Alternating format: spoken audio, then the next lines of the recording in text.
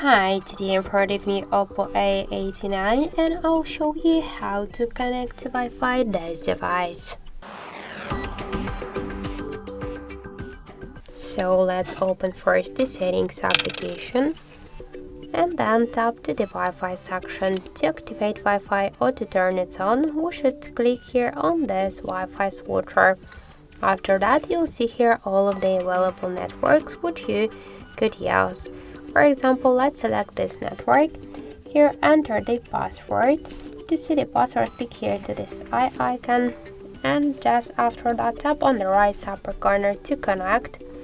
So now we could see that we just successfully connected to this network. Also, we get one more way how we could do that. Just open the control panel first and find here the Wi-Fi icon. Here, just click on this icon to activate Wi-Fi or to turn it off. Use this switcher.